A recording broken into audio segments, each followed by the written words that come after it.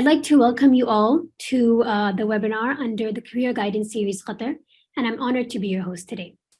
For those of you who don't know what Alfaisal MedHub is, it's an initiative under the umbrella of Alfaisal of International Office, College of Medicine, and it aims to create a global online community of medical students.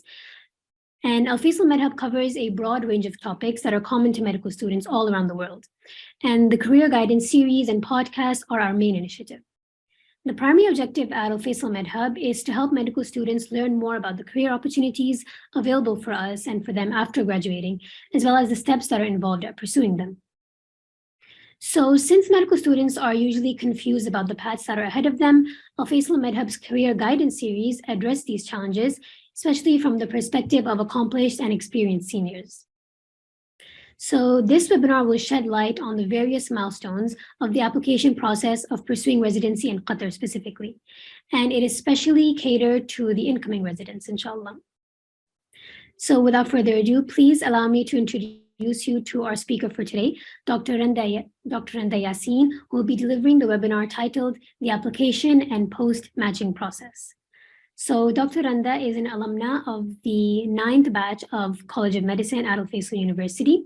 She is currently completing her first year of residency in the Internal Medicine Department at Hamad Medical Corporation, Doha, and will be joining the Neurology Department in September 2023, inshallah. So thank you so much for joining us today, Dr. Yasin. We're looking forward to this exciting webinar. Thank you very much. Is there anything you want to still say? No, you're ready to start whenever, Doctor. I just wanted to ask you for questions. Would you like people to ask them as they come, or would you like to leave them till the end? So, in fact, I do aim to keep this session more active. However, I don't want this to interrupt the core of the presentation. So we'll start off with giving the information about residency in general. And after that, I'll open the stage for all questions. Okay. That's good. Finish that it doesn't delay the questions when I'm interrupted. Okay, that's great. So, assalamu alaikum, everyone. I would like to welcome you all to this talk of career guidance and especially addressing the residency pathway in Qatar. Of course, I would like to start off by thanking the international office members and heads for arranging this talk and for hosting me. Very brilliant and great efforts, mashallah. Keep up the hard work, guys. For those who don't know me, I would like to reintroduce myself. This is Randa Yasin. I am an Alfaisal graduate in year 2021. I have finished my internship in 2022 and joined Hamad Medical Corporation soon after. طبعا to begin with, كل عام وانتم بخير everyone. We are in a blessed period. Arafah is ahead in a few days. May Allah accept all your prayers and good deeds. Also, before starting off with the talk, I would like to say I'm glad that we have multiple attendees, not only from Alfaisal, but we have people coming from outside Alfaisal. I do realize this is a very crucial milestone for all of us. Residency pathways in general, since day one in medical school. I know residency applications could sometimes seem very complicated and very demanding, multiple things to apply and submit. But inshallah, by the end of this talk, at least the pathway addressing Hamad Medical Corporation in Qatar would be very clear to all of you guys. In fact, in terms of information in general, I think there's quite enough details on the website of Hamad Medical Corporation. I will be addressing those again in this presentation, but as I mentioned earlier, I just don't want to keep this more of a passive session with me throwing information at you guys. I would rather keep it active with questions and answers. So I'll briefly go over the basics or core informations of applying to Hamad Medical Corporation, but then we can take your questions. It's your call. Can we start, yalla?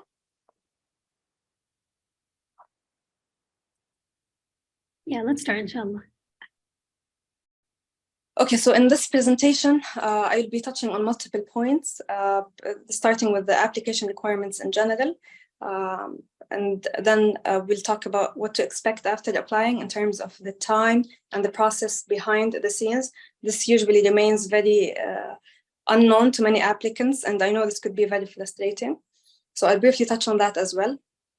I'll address the interview in case applicants are invited for interviews, and then we'll discuss the post-interview and post-match phase, after which we will I will address your questions. There are multiple points to keep in mind. Next slide. There are multiple points to keep in mind before I do touch on the core aspects of the application. And one is that Hamad Medical Corporation basically manages 12 hospitals in total, those being private and governmental. But you need to know that all those hospitals will have one residency application. So whatever hospital that falls under Hamad Medical Corporation, you will only apply through one application portal, and that is the one on Hamad Medical Corporation website. And basically it will go for all hospitals. You don't match to one hospital in specific. What happens is all those hospitals belong to Hamad Medical Corporation. So you would be training in them in general. So let's say, for example, you matched into internal medicine. You apply through this one application, and then you happen to rotate in Hamad General Hospital, which is one hospital under Hamad Medical Corporation. Then you might go to hospital X, Y, and Z without mentioning names. Those are part of the 12 multiple hospitals. So you will rotate in those, but you still had one application, residency application to submit. Recruitment usually occurs once annually. This is for medicine. I mean for the medical programs, because it's different for dentistry. I've had multiple dentists ask me, so I'm not sure if they're on board yet, but whatever I'm saying now is actually about specifically medicine. So it happens once annually. The period is between August to November. I will be talking about the division of the timeline shortly.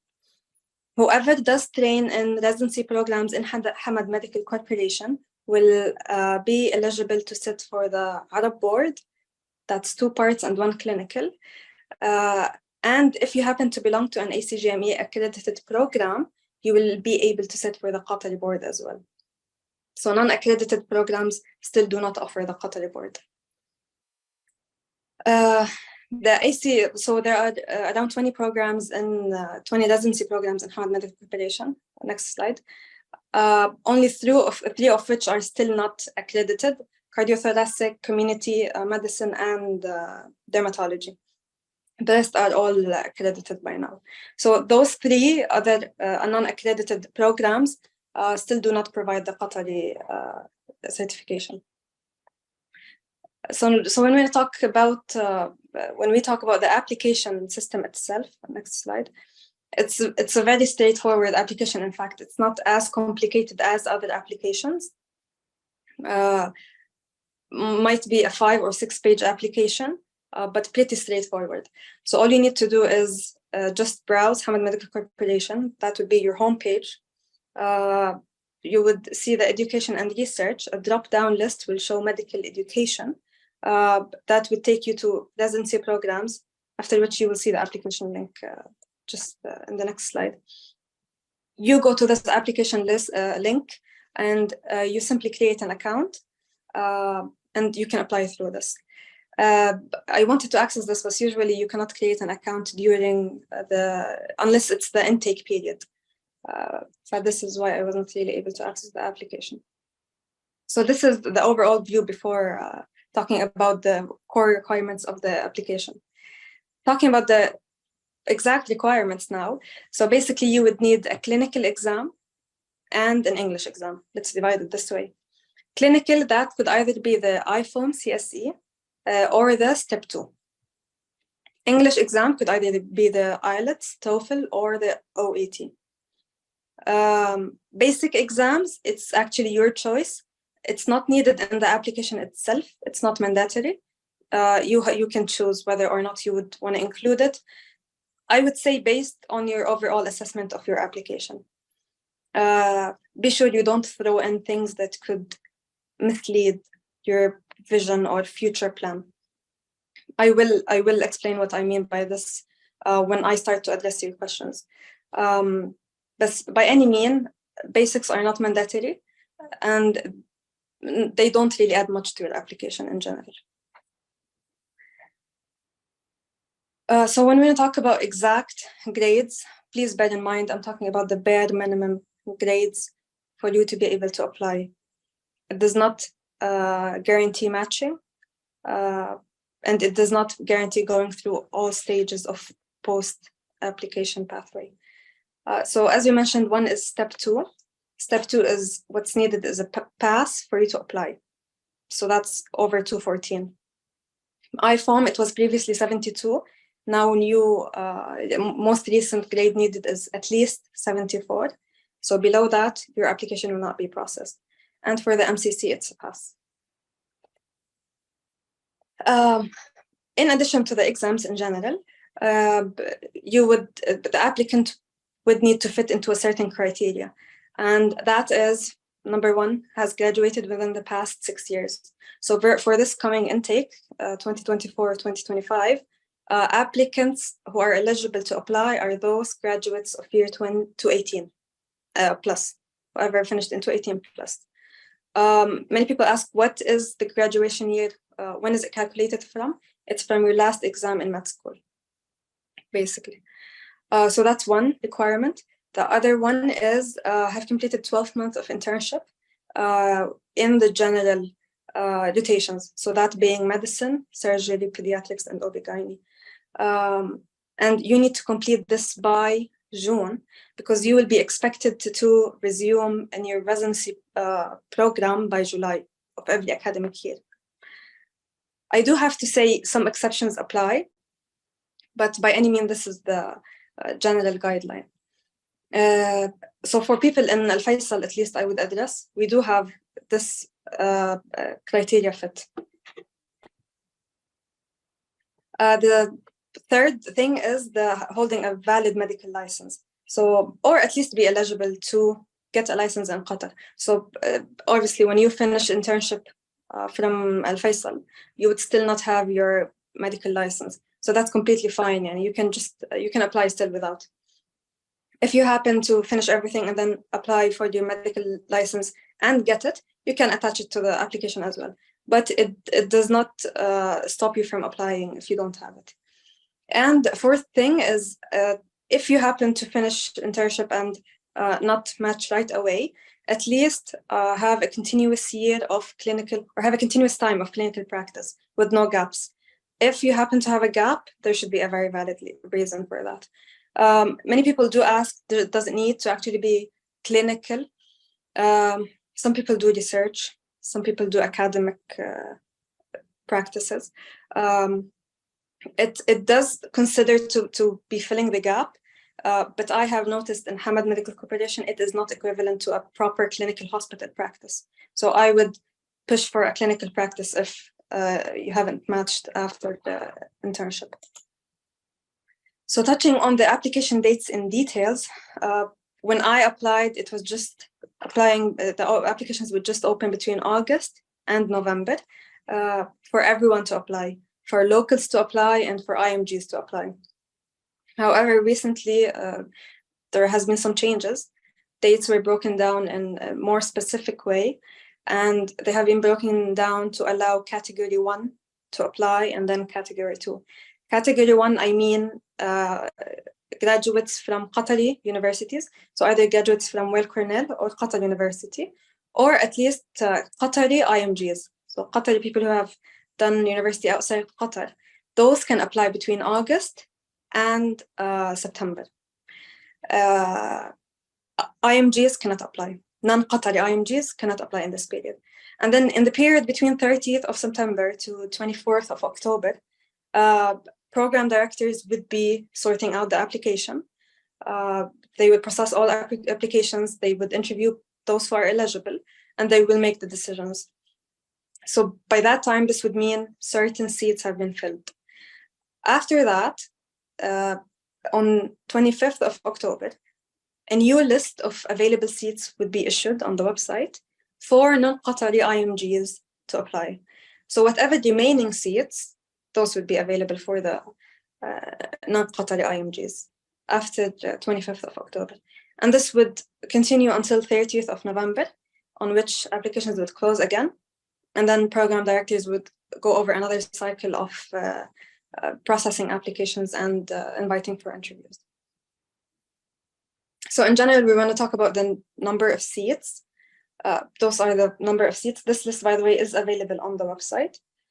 One new thing is also some programs have requested or preferred to have residents who are fluent in Arabic, those being family medicine, internal medicine, neurology, and I think urology and psychiatry.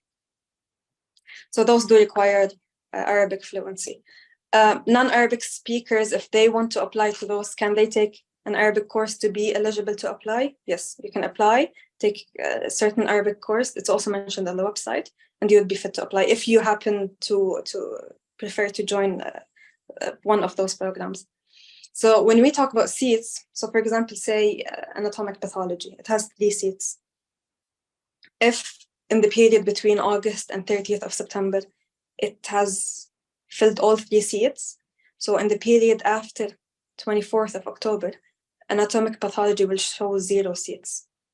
If it has only 1 seat filled and 2 remaining, it will show 2. So this is why you will need to wait for the new list issued after 24th of October for non-Qatari IMGs. So coming to the application itself, you will have 2 choices to rank actually. However, it is important to know that your second rank or your second ranked program will most likely not even be on the table. Because with you've seen the number of seats, with this limited number of seats, someone would match as a first option ranked program. What I mean is, for example, you wanted internal medicine as choice number 1, and you wanted family medicine as choice number 2. Family medicine had like 4 seats, 12 seats. So those 12 seats would rather be filled by people who ranked family medicine as program number 1. That's why by the time they process the applications, if yours is ranked as second option, family medicine, you will have no seats by that time. This is why act like you have 1 choice only, and make sure that's the option you want. So if you really want internal medicine, don't put it as option 2, put it as option 1. Required documents. So obviously, first one is the CV. There is a template for the CV that you don't necessarily need to follow the same outline of the template. It would be enough for you to mention the points mentioned on the template with whatever design you choose to put or include. If you want to add additions, also that's absolutely your choice. But just make sure that the mentioned points in the CV are included in yours as well. A letter of intent. So basically that's your personal statement, everything and anything about you. Make it logical and let it just express who you really are. Basically talk about your experiences, talk about why you want the program, talk about why you choose, also even Hamad, try to include why you want Hamad Medical Corporation by the end of your personal statement. I would be very happy to look at your personal statements for whoever wishes. I'll be including my email by the end of the presentation. If you happen to prefer to share it for the comments. I could go on and on how to write a personal statement, but this would need another session on its own.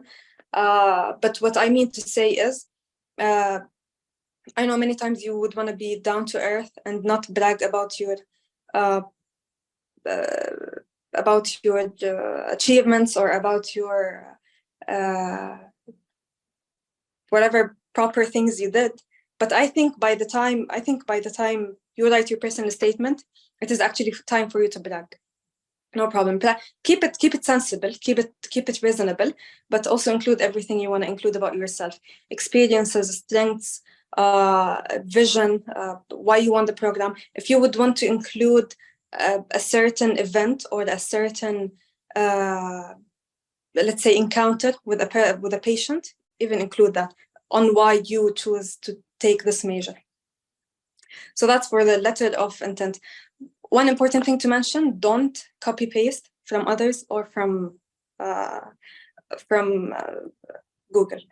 Also, I would recommend you try to actually write a template on your own, because subhanallah, if you happen to read anything on Google, you will be influenced. You will happen to just type something similar to that.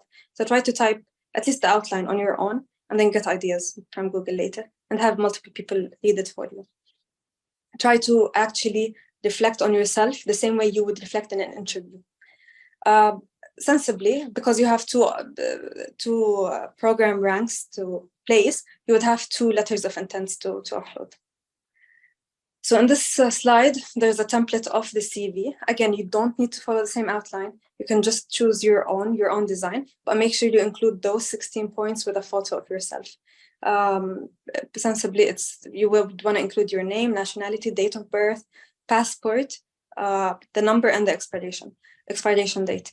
If you happen to have to, include mention the one you'll be traveling with or going to Qatar with, your civil status, gender, contact details, exam results. So write which exam you have chosen to do, or which exam you've done, with the grade, and by any means on the proper application page, you would put the reference number of your exam. So program directors would look at your official report. Same applies to your English exam. And then you would put your degree, undergrad or postgrad, with your internship mentioned in details. I don't know how about others, but for us, Alfaisal, we do internship training in multiple hospitals. Yes, guys, you need to mention all hospitals you trained in. So mention the name, and then you would mention country, period, and have a brief explanation on what you've done. So for example, internal medicine in KFMC in the month of July for 4 weeks. I have happened to do, for example, hands-on history-taking physical exam, followed labs. So just briefly mention 2 lines, 3 lines at maximum for each of your internship. And try to specifically mention the ones for example, mention what you exactly did in internal medicine if you're applying for internal medicine. But also don't make it long. Anything you would want to emphasize on, just keep that for your personal statement. And then any certificates you have. So for example, for myself, I utilized that point to mention any certificates I got after volunteering or extracurriculars.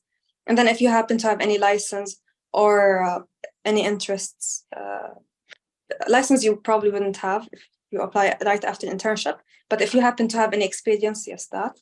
And then if you have any interests, and then publications. And publications also take this chance to mention anything that has to do with any workshops that you have done or attended.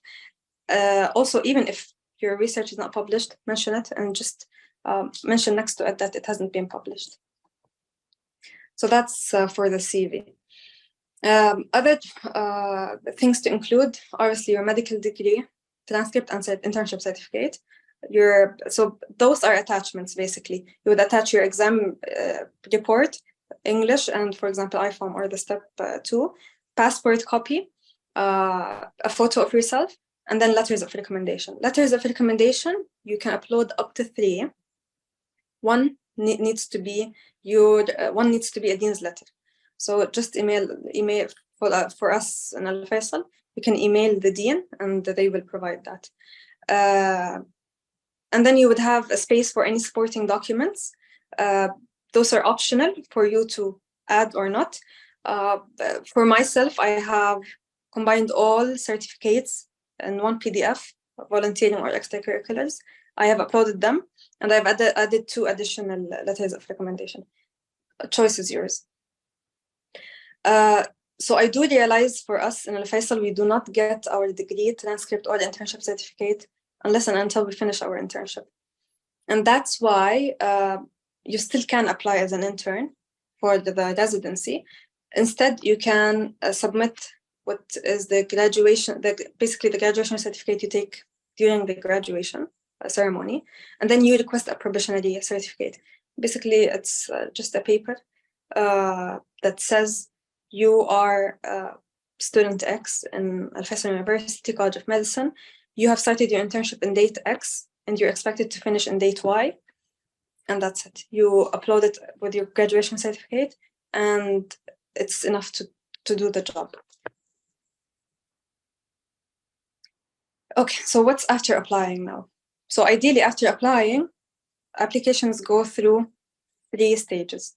I said ideally because sometimes they could just be interrupted at one stage. So for example, they could one application could go to stage 1 and just not proceed, or get to stage 2 and not proceed, get to stage 3 without getting an interview.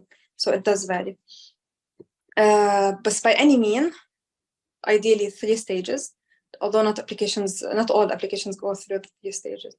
After stage 3, applicants may or may not get an interview.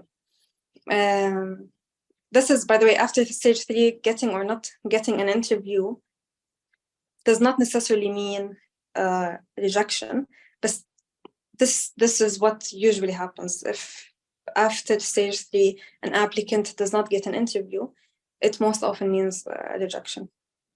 What do the stages mean? So basically, stage 1 is you fitting all the application criteria we have discussed earlier, given the graduation date, the exams, needed the grades, minimum grades, CV, letters of recommendation, all is full. If that is complete and you get processed to stage 2, then your application is in the hands of medical education. Basically, the center responsible for all residency or fellowship applications. If after that your application in stage 2 gets to the hand of the medical director, that's stage 3, the program director. That means your application is in stage 3. In stage 3, the program director would review applications, would compare all the criteria we talked about.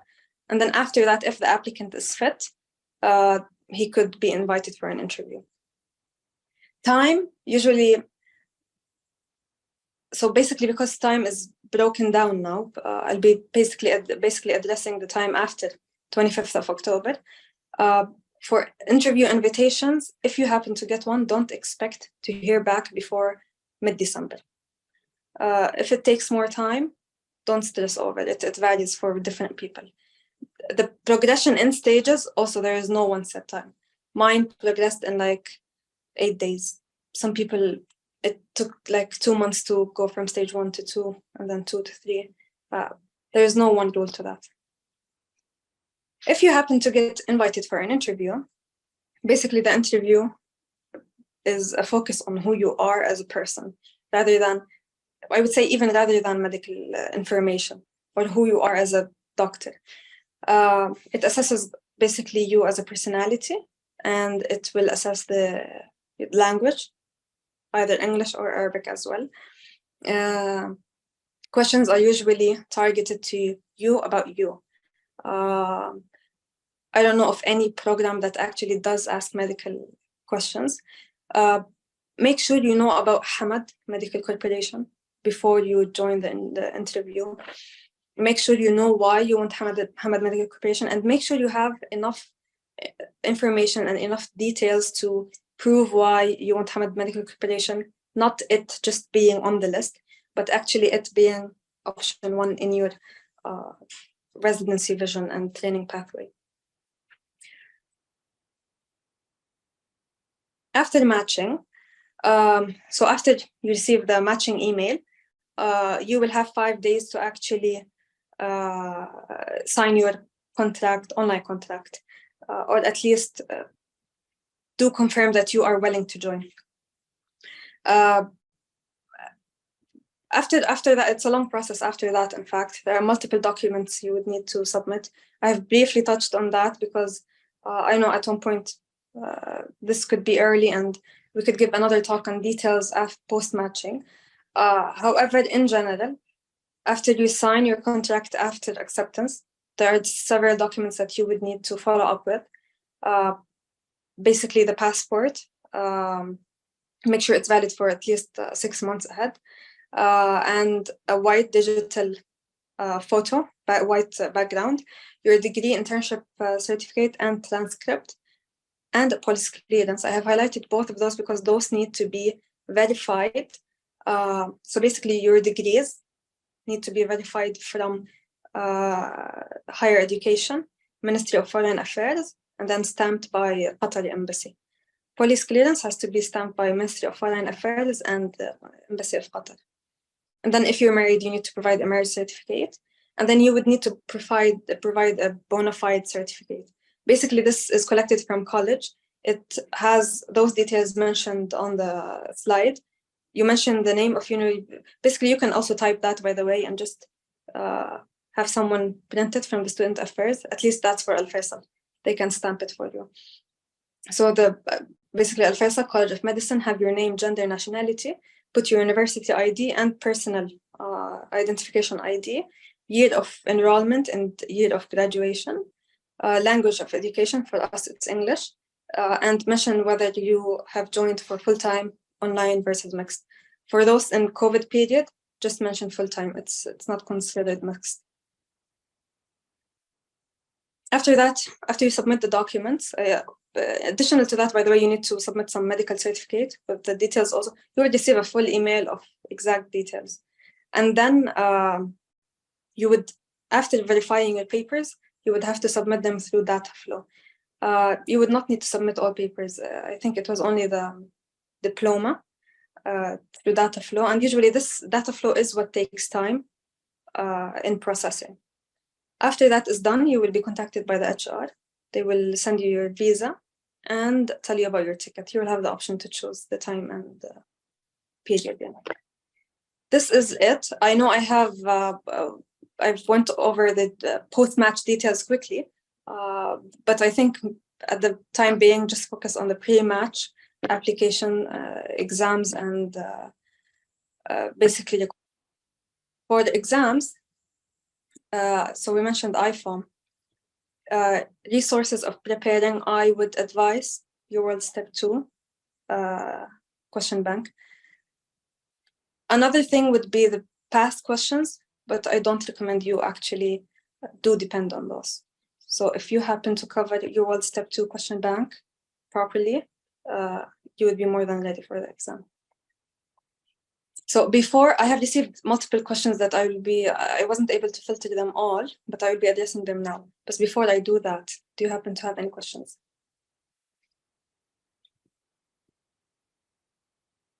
Considered a good score for IFOM, basically. So this would vary from department to department. I would say go above 85, you will be safe. Above 85 is safe. الو السلام عليكم. وعليكم السلام. كيف حالك؟ كيف حالك رندا؟ الحمد لله تمام. أخبارك؟ الحمد لله تمام. طبعا hello everyone. I'm Dr. Samah. I'm from the ninth batch as well. مع إني عارفة all this information, but thank you, and it's صراحة my honor إني أسمعك again and see you again, Randa. Yeah, I just have one questions. هو خلينا نقول بعديها I have one advice for you guys. كم تقريبا how many research paper كان عندك وقت like when you applied for the residency? كان في 2 published وواحدة pending. مو صراحة كان في 3 pending بس أنا حطيت واحدة لأن 2 others كان شوي complex الموضوع. Yeah, I knew they were stopping. I didn't bother put لأنه, by the way, thank you for the question.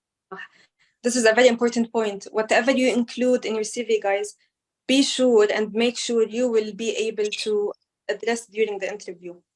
I have been asked about the researchers I included. What was my part? Where did we go so far? Actually know whatever you include. Okay, thank you. So just I have advice, a quick advice for you guys. طبعا رندا كلامها ما يحتاج anyone to add anything to it. بس like I applied last year for the residence in Hamad, but unfortunately I didn't get accepted. ممكن because of the خلينا let's say إنه في few rules get like changed since the time Randa applied. So for the last year, like yes, from last year, the number of graduates in Qatar they start to increase. يعني at the time when Randa applied, كان في few let's graduate like only one university. But since last year, the number of graduates start to increase. So the chance for us as international graduates like start to decrease as the number of graduates there increase. So it's not يعني I don't want to إنه أحطه بالناس وأحد يعني like اديهم negative energy. But yes, do your best.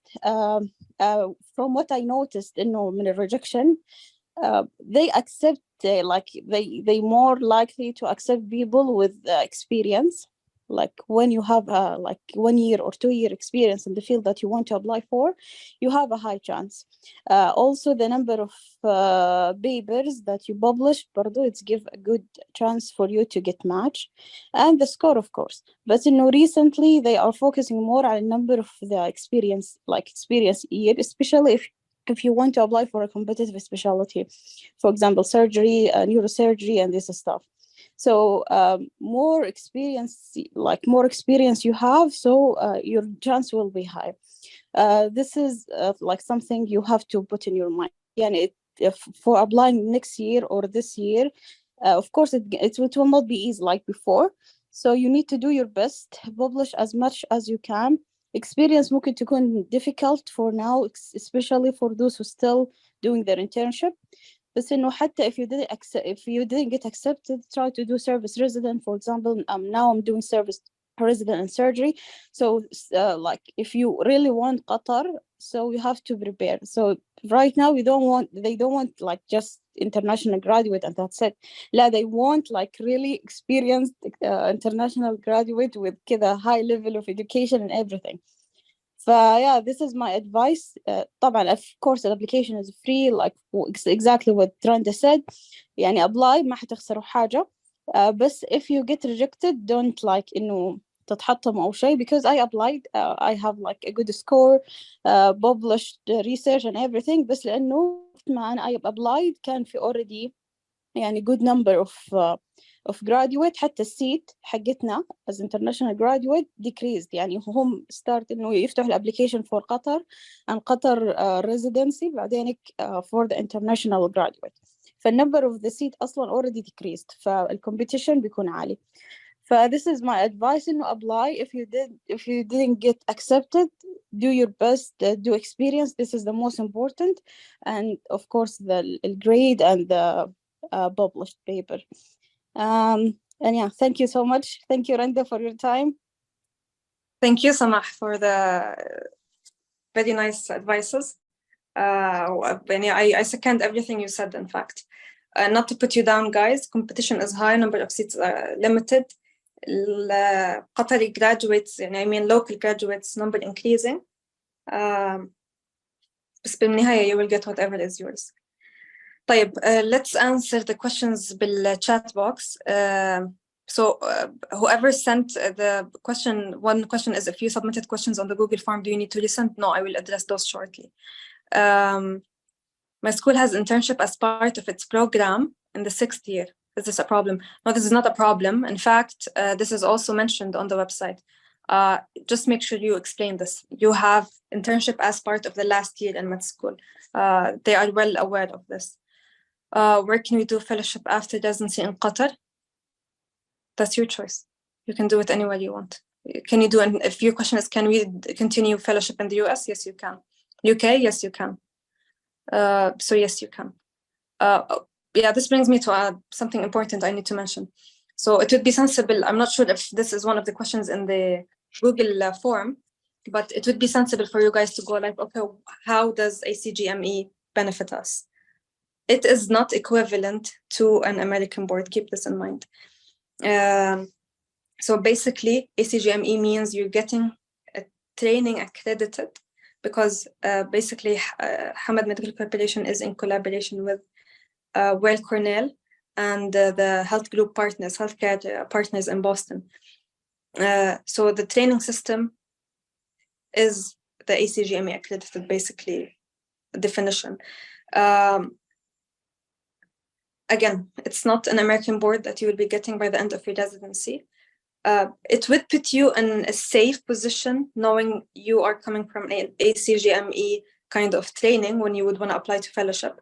I personally know people who did apply for fellowship, and mashallah, they matched this year after they have finished residency. So you can apply for fellowship outside. You can choose to resume fellowship in Hamad. But both are valid. Some people just avoid the burden of having to compete, and they tend to go repeat residency outside. One important thing to add, given this point also, if you really don't want to remain in Hamad, I would say just don't apply. If you are planning to leave in year 1 or year 2, just don't, because they have started to like, there are implication penalties on people who leave midway through. So basically, just don't put yourself in this position. Okay, what else do you have? Guys, you're putting all the questions in the chat. Just ask them.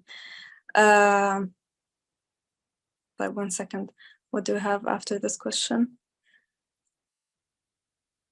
Good score for step 2, go above 500, basically 500, 550. Also differs with different programs. So internal medicine, I would say more or less just make sure you're above that. I think I'm missing questions, guys. Show this. Doctor, if you wish, we can go over the general questions you have here. And if anyone maybe had the same question, it can be answered as you're going over the slide. Should I hide my USA electives? So I did not hide my USA experience myself, but make sure you have balanced application. This would be my recommendation. Balanced application as in, if, for example, you have your step 1 done, you have step 2 done, you have USA electives. I mean, your CV is shouting USA. Don't do this.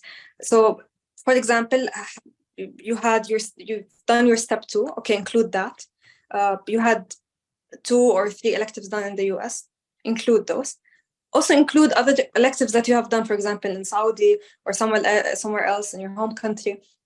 You know, this way you're supporting your good background training, good exam, good score, US training, but also you have you don't fulfill all options to actually go to US at one point. This is the point. You're not fulfilling a full application of US. Make sure you don't do that. Because the only fear would be that you would leave halfway through.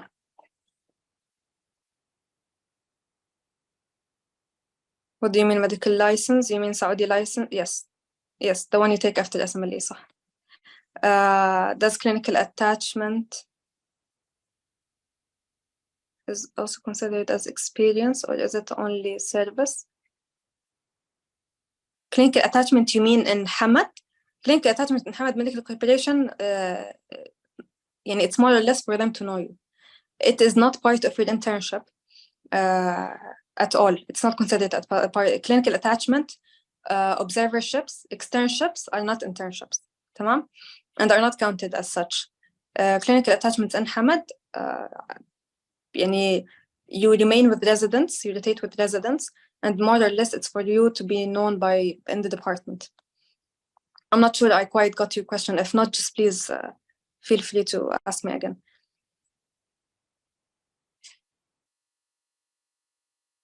Could you please tell me when to start preparing for both USMLE 1 and 2?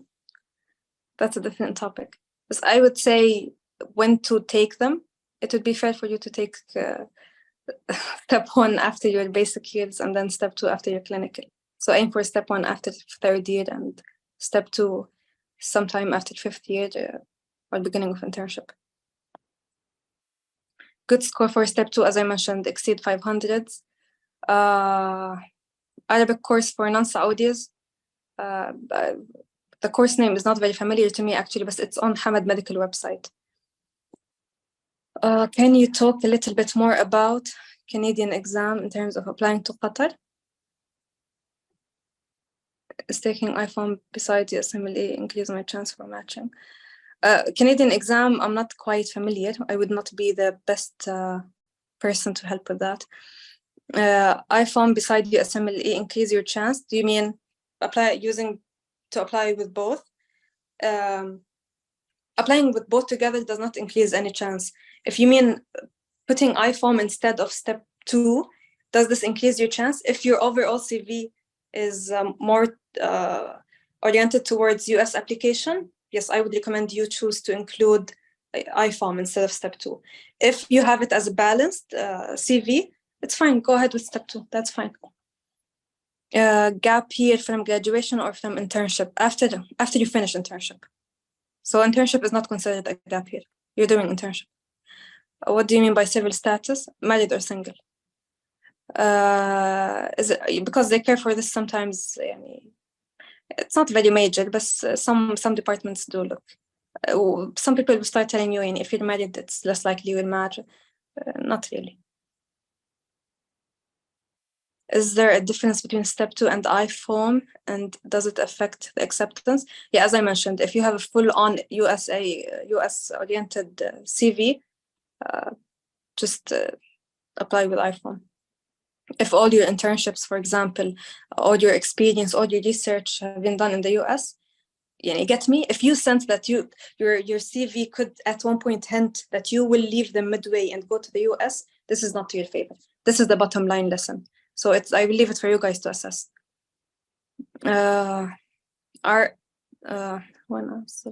there clinical electives similar to the States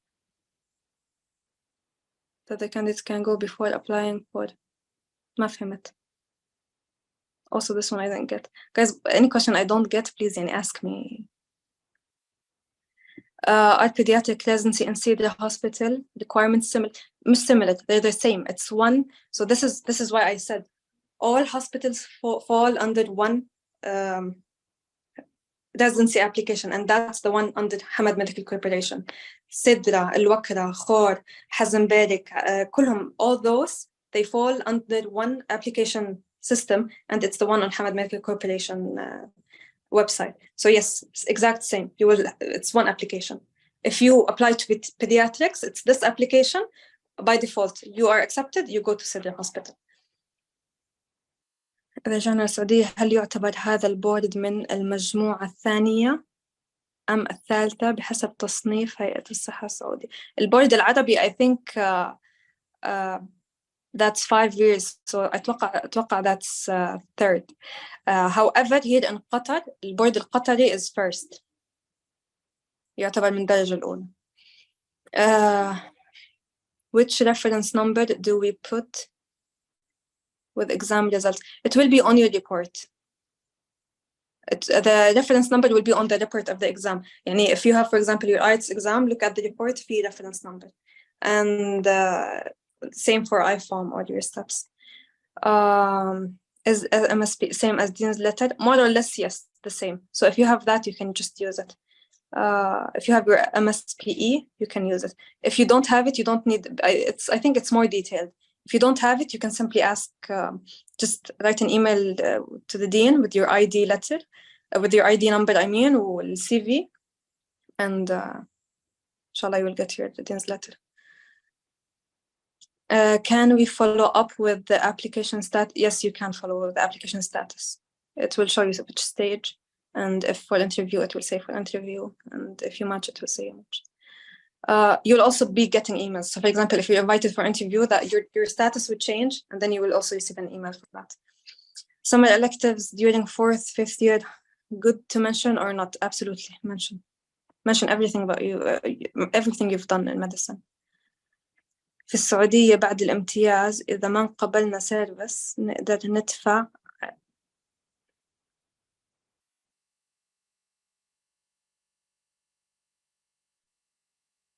والله ما أنا فاهم كيف يعني زمان قبلت سير بس فهل يحاسب كخبرة لهم أو لا؟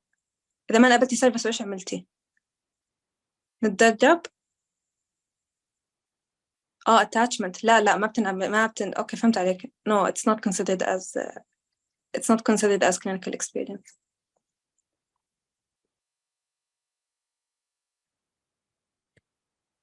Is it easy to get clinical attachment in Hamad? Does it give more chances for residency acceptance? So what's not easy is getting to Qatar if you want to do clinical attachment and you don't have anyone in Qatar. So applying for clinical attachment just for the يعني إنها clinical attachment application, it's very doable. But it has like prerequisites. You need to have a family member, so you'll come on a family visa. I think that's the most difficult. So if you do have someone here, yes, it's absolutely doable, and it does increase your chances, definitely. If you happen to work with the program doctors and they write you a letter of recommendation, very fair enough. Also, but don't need attempt to contact any director in person.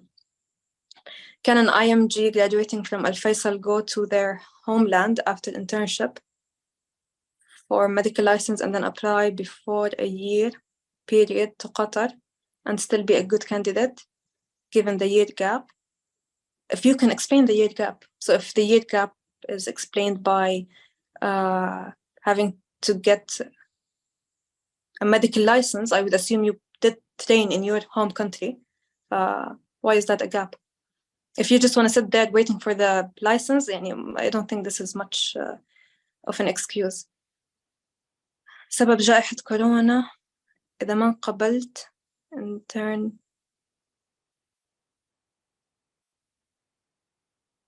لا الأشهر بين لا قبل شوفي بعد التخرج قبل الانترنشيب this is not much to count because you want to do internship.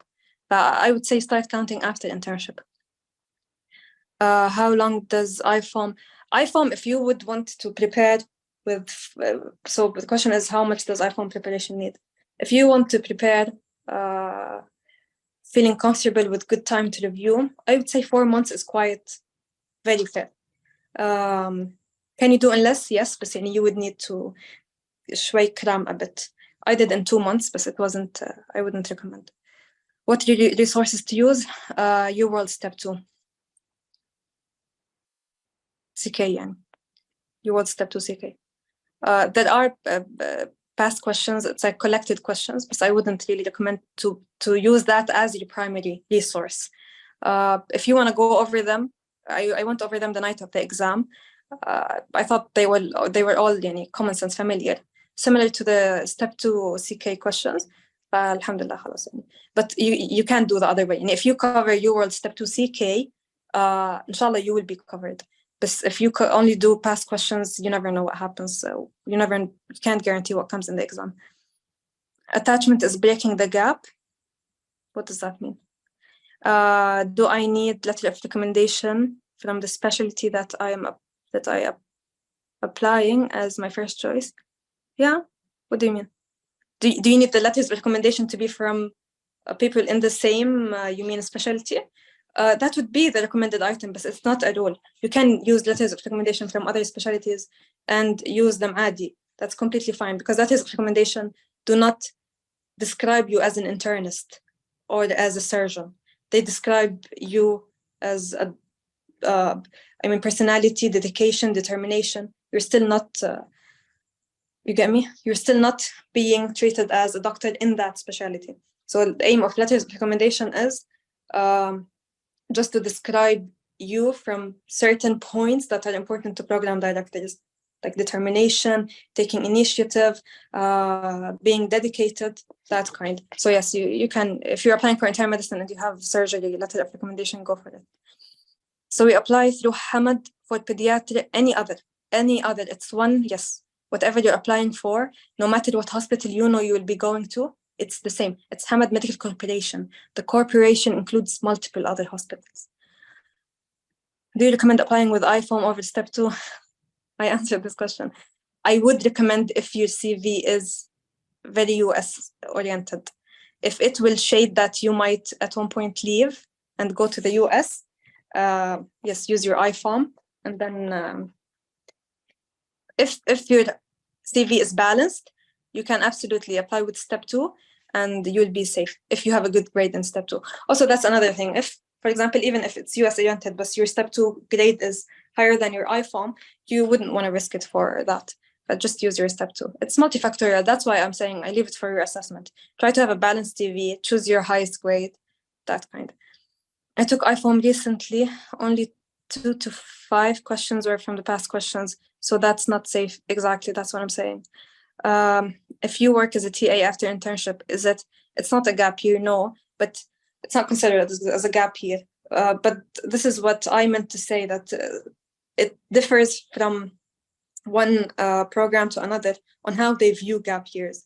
Sometimes they would just want a clinical experience. But I do know people who were TAs for like 2 years and they're now in Hamad.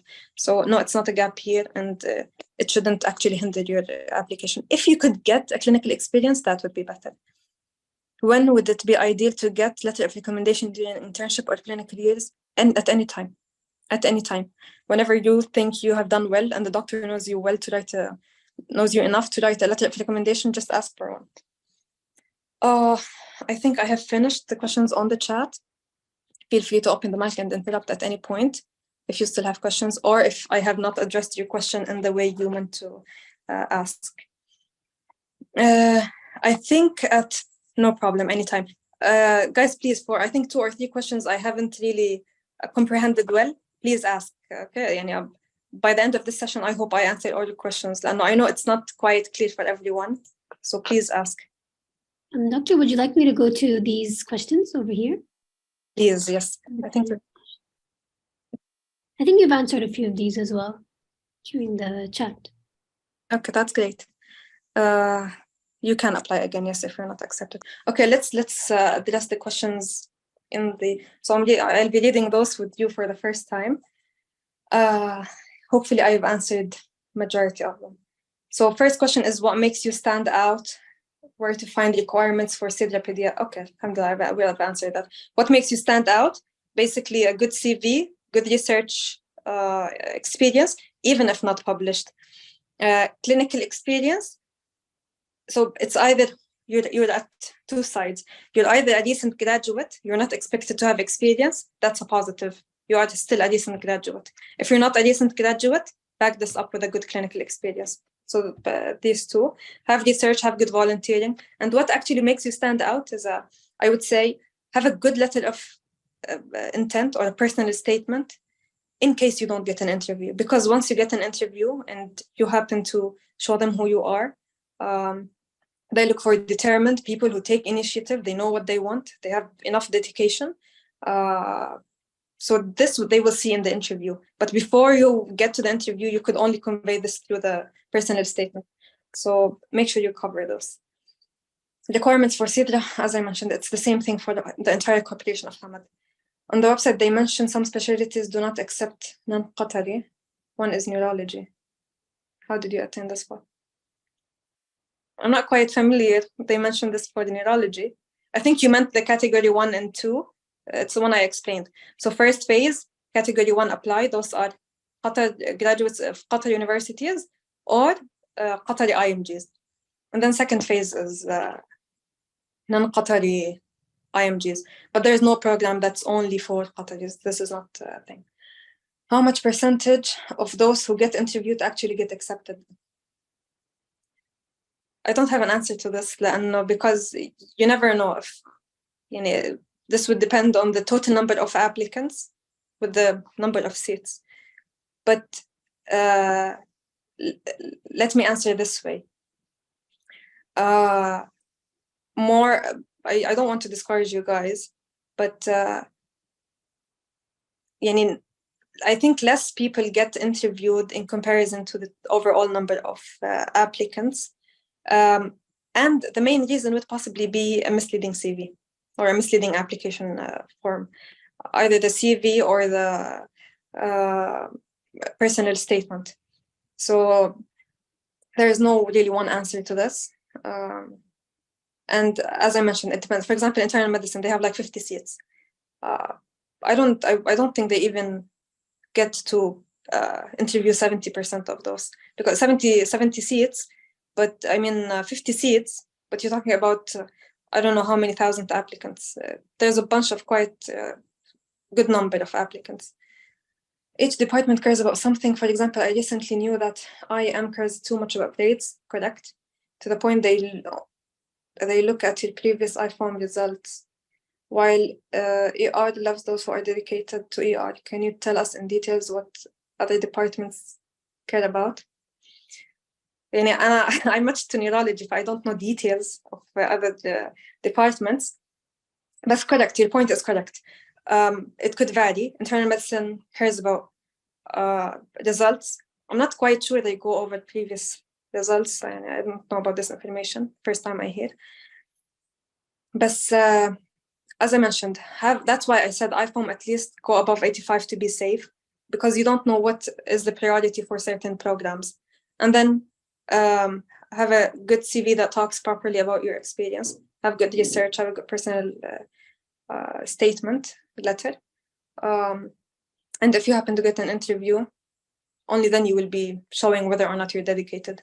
In your personal statement, you can also show this when you explain why you want Hamad. What I actually did is I tried to convey whatever I will say in the interview everywhere on my application. That being the personal statement. Even at the end of the application, there is a box that says, is there anything else that you would want to add or that could support your document, something as such. So even that, I tried to explain why I would want Hamad specifically. So try to throw in those information anywhere you could. Living costs in Qatar, salaries, housing, taxes. I'm not sure who asked this question, but if you're in Saudi, it's more or less the same as Saudi. Salaries are okay. Inshallah, a few months you will see.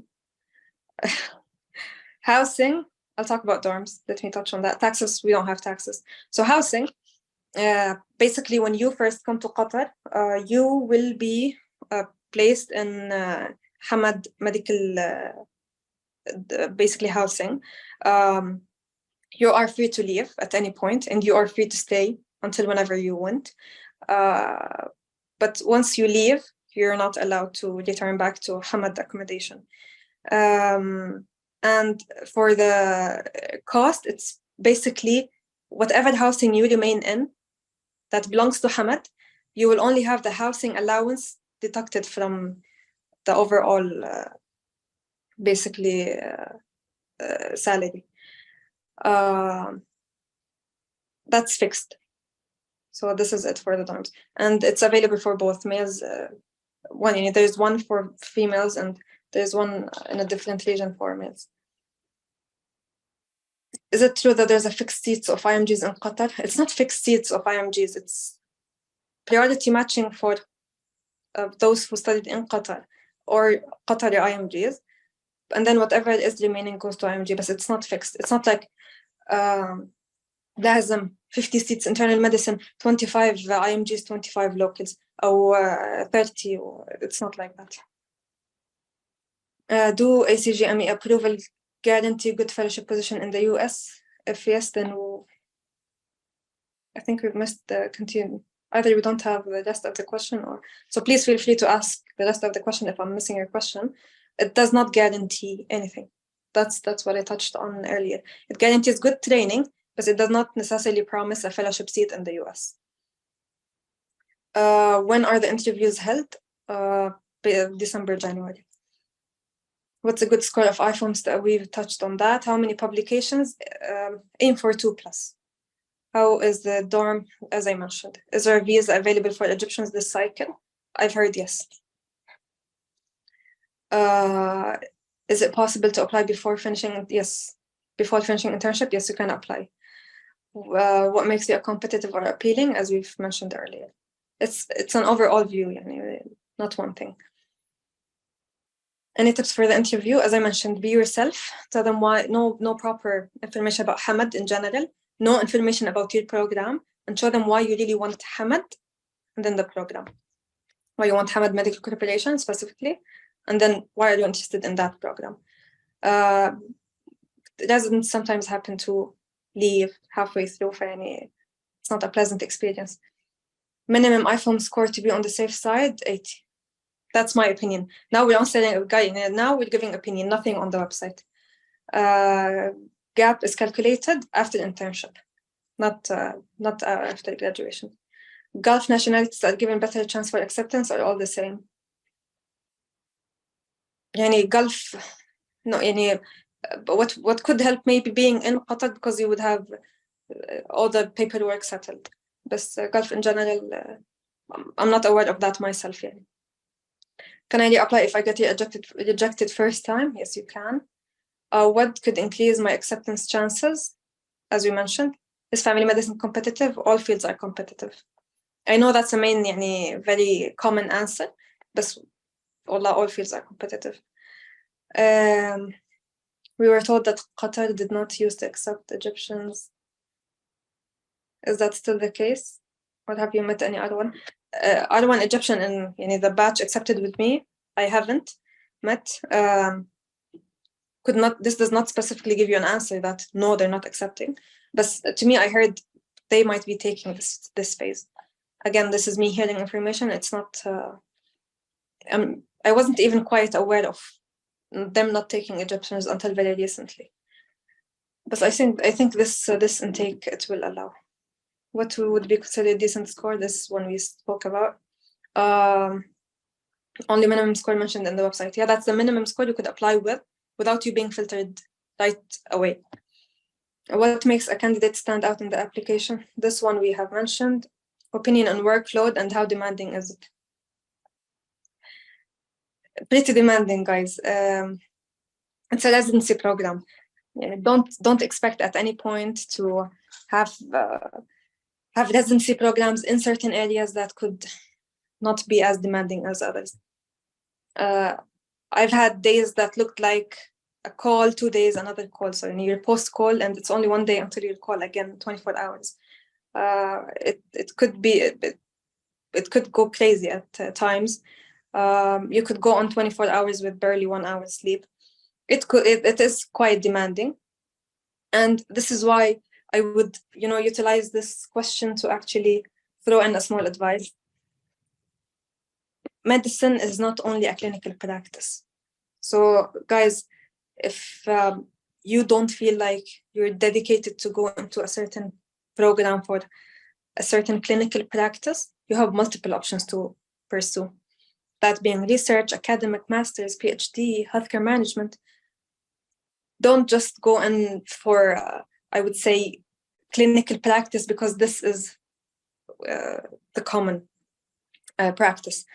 You need to really like what you're doing, because at certain times you will actually just look and question if you would want to continue or you would be able to continue with this load of work. But if you like it and you know what you chose, you would definitely look back, maybe not same day of your call, but you would look back at one time and go like, alhamdulillah, this brings me so much satisfaction.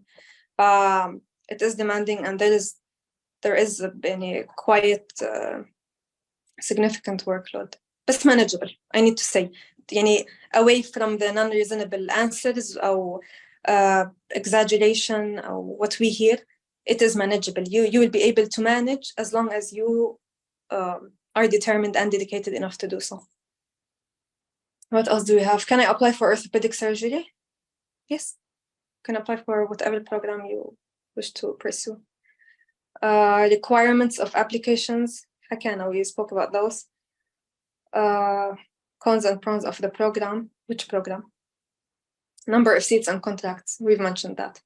How often do you get enough vacations, holidays to meet my family? I'm pretty satisfied with that, alhamdulillah, don't worry. I get a fair number of vacations. Did you keep your Iqama in Saudi? How is this relevant?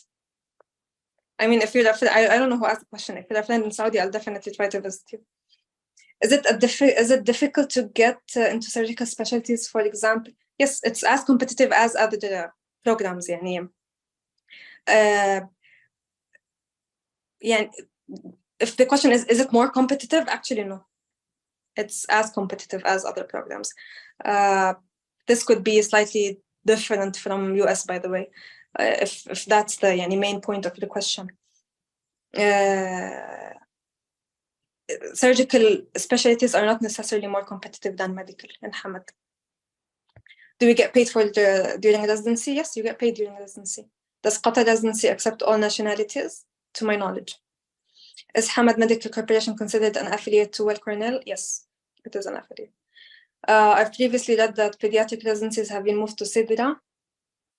Is this a different hospital or the affiliate institution? They have been moved to Sidra, yes, and this falls under Hamad Medical Corporation. Okay, I think this brings us to the end of our questions on the document. We've had found a few on the chat again. How long should it be? Not very long. Make sure it doesn't get boring. I think 2 pages are very fair enough. Are the dorm rooms shared?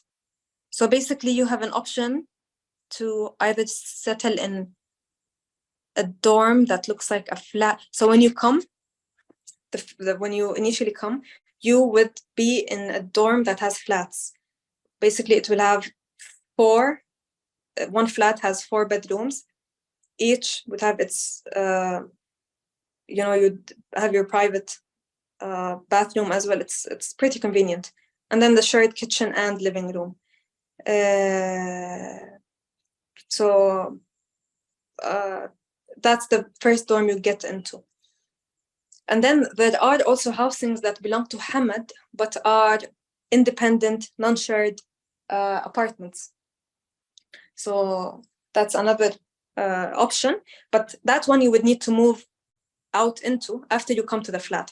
So for example, come to the flat first 2-3 weeks or months, and then after you settle everything, you would want to move, you can move. Or if you would want to move to a completely independent apartment that does not belong to Hamad, that's also your option. But as I mentioned, if you go outside Hamad, unlikely you would be able to come back to Hamad housing.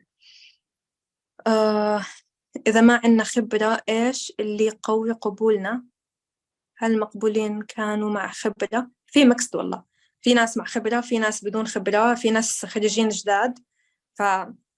it really does vary. إذا ما في خبرة على الأقل يكون حدا متخرج جديد، ما يكون في مش قاعدة فترة بدون خبرة ولا دراسة ولا عرفتي كيف ولا امتياز ولا. Can you show us sample of the personal statement? I would want to, but I think looking for it now will take time. I don't have it right in front of me, but I could definitely help if you have your personal statement at one time and you would want to share. I could definitely help, and I could share with you mine. Can we have a record? Yes, they will be sharing the slides with you guys. Can we do an elective as an IMG in Qatar? Yes, you can. Tell us about your experience in moving from IM to Neuro. I'm still in, I still haven't completely transitioned to Neuro. Basically the program of Neurology, it's so 4 years Neurology, but first year is internal medicine, so 5 years total. Internal medicine would include general medicine. You would do general medicine, then you would do ICU and emergency. So I'm doing ICU now. I haven't gone into neurology completely, despite the continuous day-to-day interaction. And alhamdulillah, I can say I'm pretty satisfied and happy with both. My experience in IM, inshallah, looking forward to my experience in neurology department when I'm completely a neurologist. Alhamdulillah, pretty satisfying. But I think I answered all the questions on the chats. Please, if there's anything that I haven't answered, let me know. I'd be more than happy to address. Thank you so much, Doctor. It was really, the presentation was so informative. And I'm sure everyone in the audience agrees that it was very beneficial. Especially so many questions, alhamdulillah, we answered them. And alhamdulillah, you answered them. I'm glad that that's the case. We really value your guidance and your experience. And also, I'd want to say to everyone in the audience, thank you guys for joining us. And our team hopes that you found this session beneficial and informative. And again, if you have any questions, you can ask them in the chat. And also, I'd just like to say that you can follow Alfaisal MedHub on on our social media platforms, Instagram and Twitter. I'll be posting those links in the chats. And if you guys have any other questions, or you want to contact the team, then you can also fill out a form. I'll be sending the link to that. And last but definitely not least, thank you, Dr. Randa, so much. And also everyone in the audience, and we hope we see you again, inshallah. Thank you very much for having me. Thank you for everyone who attended the talk. It's a Friday, so dedicating a weekend for this is very important. Thank you so much, guys. Inshallah, we're to more informative sessions. I don't expect any less from international office.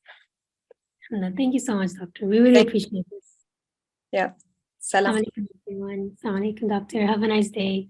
And I've also sent the links in the chat if anyone wants to go for those, inshallah. And yes, absolutely. Have a good day, you too. Bye-bye. Bye-bye. Thank you, Doctor. Assalamu alaikum.